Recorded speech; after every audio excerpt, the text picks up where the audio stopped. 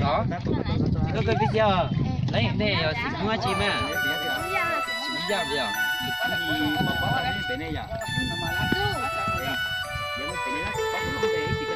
này rất chảy rồi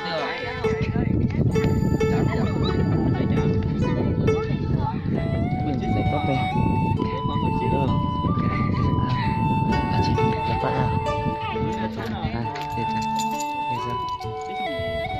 mà cứu sổ chắc sợ là to vậy nè mà thầy sổ vậy thôi có tiền bóp bóp vậy thôi không phải giàu tôi từ 2 tỷ nếu giỏi thì ủa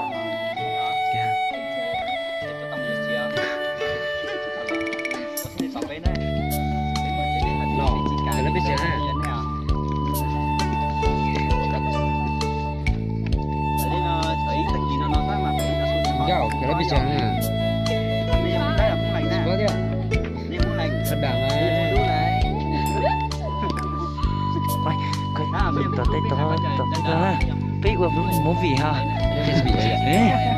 Biết muốn gì á? Lấy cái mà tránh mà.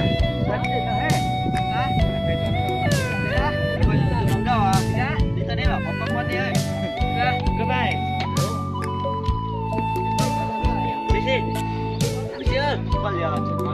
Dạ sao tim mà các bé chả nhỉ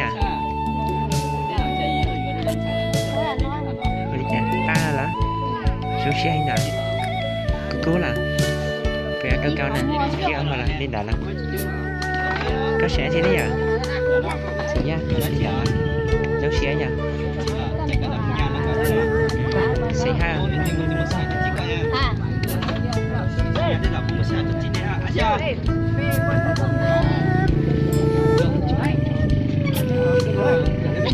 làm có từ hả? Ai chỉ một chút mà không có. Nhớ luôn không à? Có cái này nhỉ? Có cái này là tôi sẽ như vậy á.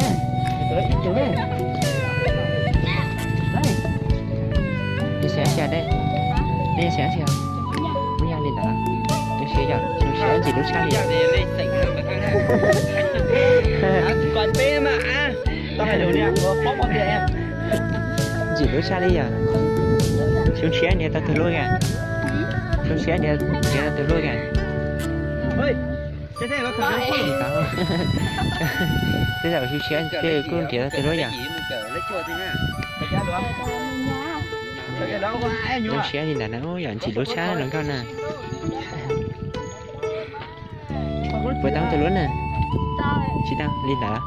Ôi sao để xuống xe nó còn chạy tới từ lối nè. Cảm ơn, có sự vậy thôi giờ. Bây giờ từ vậy đi. Chênh mà.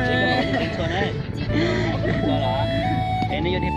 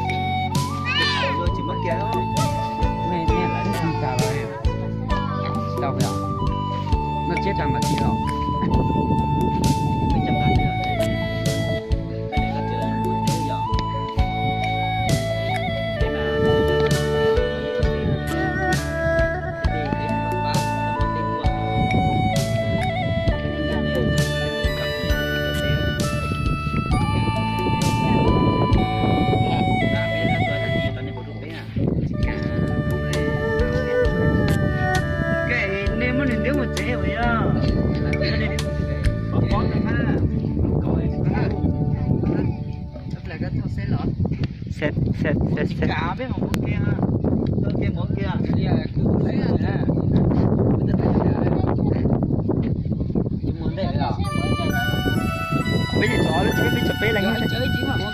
ơi lấy mù đấy nó đánh mù ấy cái gì có em mù không có tức ai muốn nó cho lại tao nó cụ thay mẹ mà quá quá nó rồi chờ cho chơi đi thế ta đây biểu đấy cái nó bên nhau là cái mù này tiêu mù thế ai ở chó đây mù tông đấy chuối chuối nhà